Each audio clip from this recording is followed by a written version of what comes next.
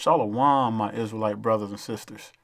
So first of all, I just want to give all praises to Elohim of Abraham, Isaac, and Jacob, and all praises to our holy Hamashiach, our uncrowned king. Long live the king. So I just want to talk to you all today. This is going to be a very intellectual conversation. I just want to challenge you and have a discussion about should we join Israelite camps. Now, this is something that I have not seen on the net, YouTube. So I want to challenge you all with a few things, because we have a lot of sincere brothers and sisters in these camps. And unfortunately, they are being misled by very wicked leaders. Now, yes, I said it, and I'm going to call it like it is. And when we get done with this discussion, you're going to see why. Because I want to make it clear. And my whole purpose is to challenge your brains, brothers and sisters. There is a reason why the Most High gave us a brain. But unfortunately, a lot of our people don't use this brain that the Most High has given us. And it's a damnable shame to let that go to waste.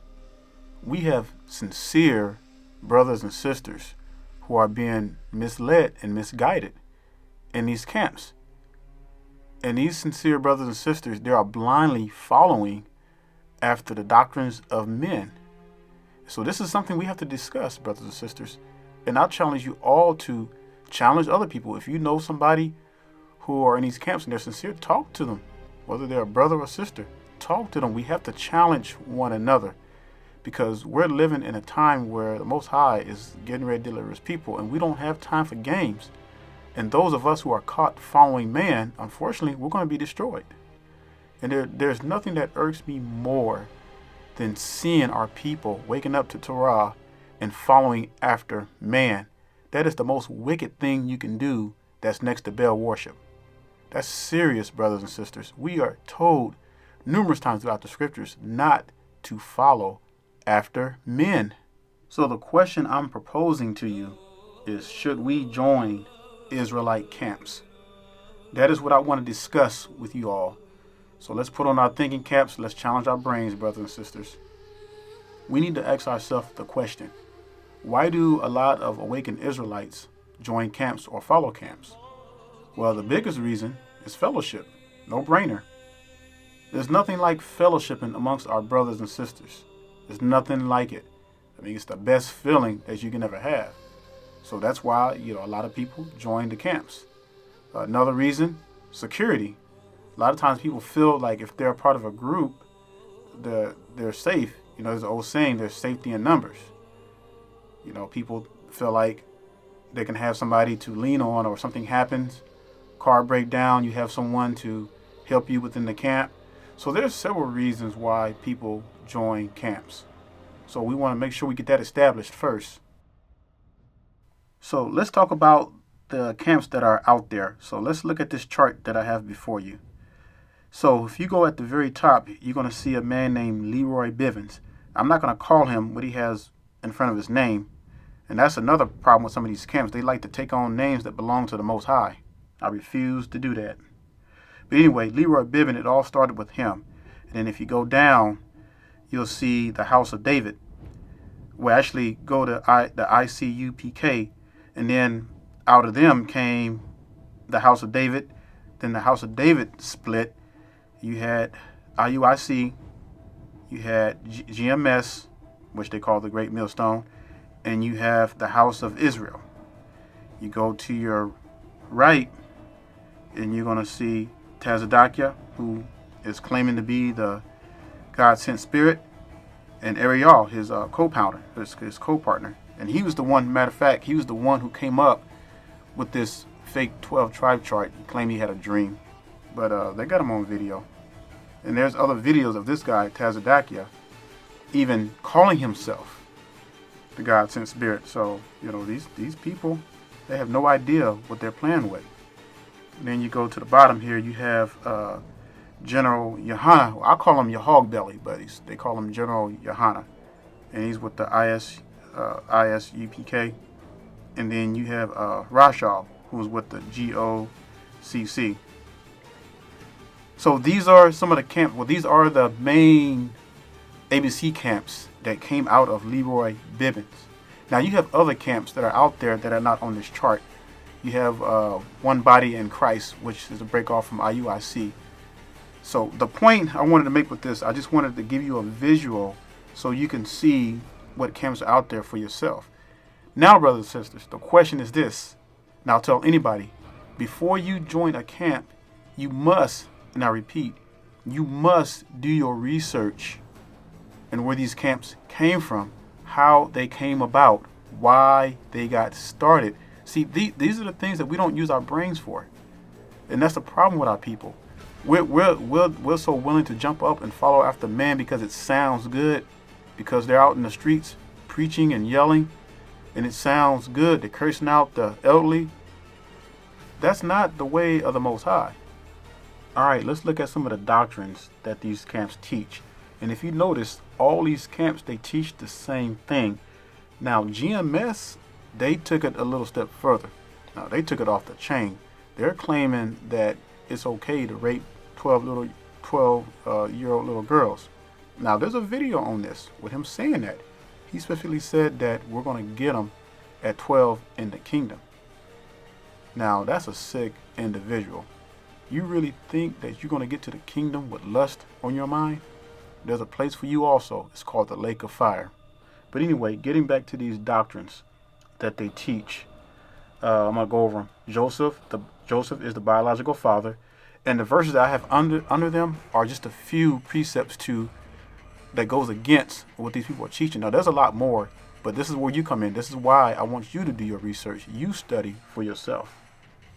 The next one is the false 12 tribe chart, reincarnation, and man worship. Well, you said, well, wait a minute. What do you mean by man worship? Define man worship. Well, what I mean by man worship is in these camps, you are succumbed to the leaders. You can't do anything without the leaders' permission. And they're big on rank, all that kind of stuff. And, and I've seen what these camps are. I've debated people in these camps, and they're all about rank and order and all that kind of stuff. But it's totally opposite. It is total chaos, and it is not of the Most High. So with man worship, that involves bullying tactics over their followers. It's a sickening thing to see. And these camps seems like they have a knack for bashing the daughters of Zion. I've seen several videos, not just of IUIC, but especially GMS and UPK. Oh, they have it really bad about bashing the daughters of Zion. And that's not the way of the Most High. But you see a lot of that. But these doctrines, they all teach these same doctrines that you see on this screen. Every camp I've seen on videos, every person I've debated with in these camps, they all believe the same thing. There's a reason for that, brothers and sisters, because they all came out of the same rotten tree. And so when you have one man who starts an organization and then it trickles down, they break off in that organization. Guess what? When they break off, they still carry those same doctrines.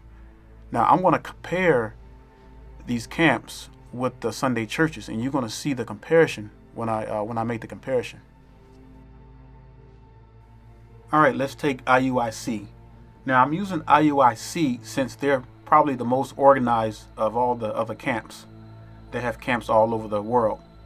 Now, your leaders of IUIC will straight up and say, well, the Most High has blessed us. If the Most High has not blessed us, then why did the Most High allow us to have all these camps all over the world? So the Most High must be blessing us. It's no doubt. That's what they say. Now, let me ask you this. Is that a fair statement?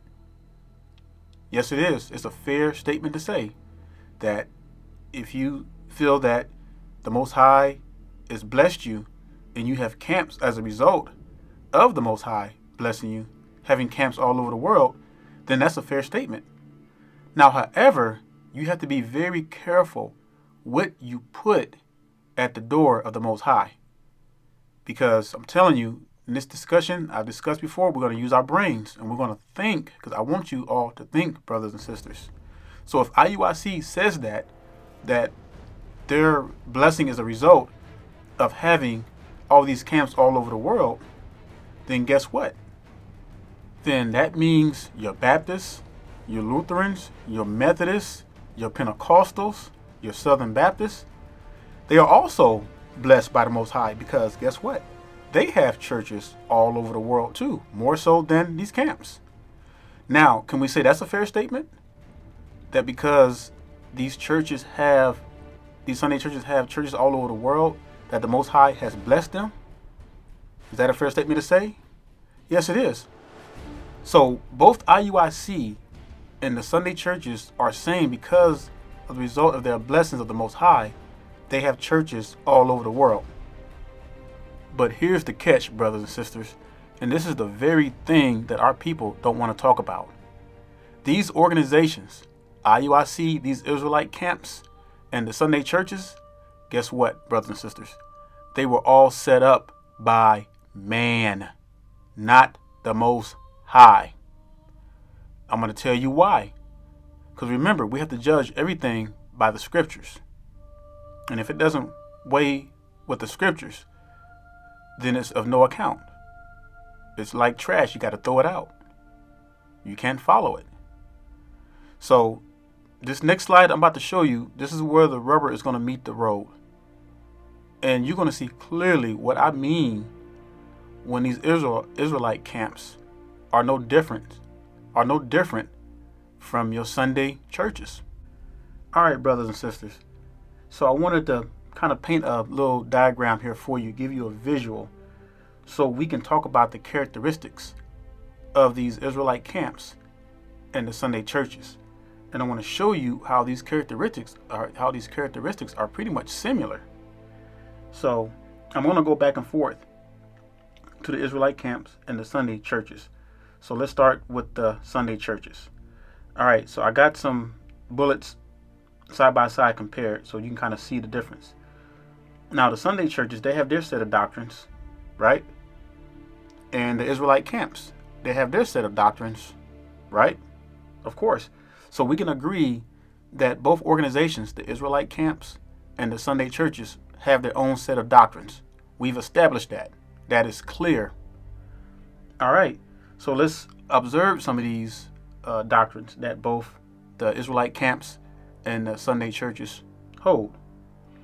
Now, we know that the Sunday churches believe that you go to heaven after death. We know the Israelite camps teach reincarnation. You'll come back as King David, Solomon, whatever. That's what they teach. And now you have in the Sunday churches the Trinity. And the Israelite camps, they teach that Joseph is the biological father, which denies the son of the living Elohim. So if you are saying that Joseph is the biological father, then you cannot believe that Yeshua is the son of Elohim, because they're so stuck on the sperm thing. But let me ask you this: did Elohim need sperm to create Adam and Eve? I'm gonna leave a question mark for you. Moving on, going back to the Sunday church, they believe that everybody can be saved. The Israelite camps teach the 12 false chart, including foreign people. So that's almost a sense of them saying that everybody can be saved. So it's pretty similar. We got tithing in the Sunday churches, but the Israelite camps, they can't tithe because they know that tithing is no longer valid. So they have to do donations. Now let me talk about that a little bit. Donations. Now, when you have camps, and when you start getting other camps around the world, it starts getting expensive. You have to be able to tax people in a way where you're going to have to support your camps. Because after you get like 50, 100 camps, that stuff gets expensive. It becomes an organization, and now you have to tax the people. Now, you can't tie the people. You can make them do donations, things like that. You can use bullying tactics to try to get them to donate more money. You can try to shame them before the camps to make them give more money. So that's what you're stuck with. But in the Sunday churches, they have their tithe system. Their tithe takes care of their ministers, their materials, all that stuff. So these camps, when they have to do donations, it's by free will offering. So, but these camps get expensive, and it's not like we Israelites are out making $100,000 a year. So it's bad enough that we're going through captivity, and then you get into these camps, and we're becoming more in bondage even more. All right, let's continue. Let's look at the dress code. Now, Sunday churches, now you can't just come in them churches with anything on. Now, you can't come in there with no Daisy Dukes. They'll throw you out. Same thing with IUIC. They have a dress code. There's a certain way you present yourself, and that's common. Now, these Sunday churches got churches all over the world. That's common, and that's plain. And these Israelite camps, they got camps all over the world. Let's look at the 501c3. A lot of these Sunday churches, mainly all of them, has 501c3s. What is a 501c3? Well, a 501c3 is a tax deduction that allows that organization to be able to have taxable things that are tax exempt. I know for sure IUIC has a 501c3 because I looked at the report and I saw it myself. As a matter of fact, to your surprising, did you know that IUIC is listed as Islamic on their taxonomy under the 501c3? Don't take my word for it, brothers and sisters. Look it up for yourself. It's there. I saw it with my own eyes. I paid for the report. It was like $7, and I saw the whole report.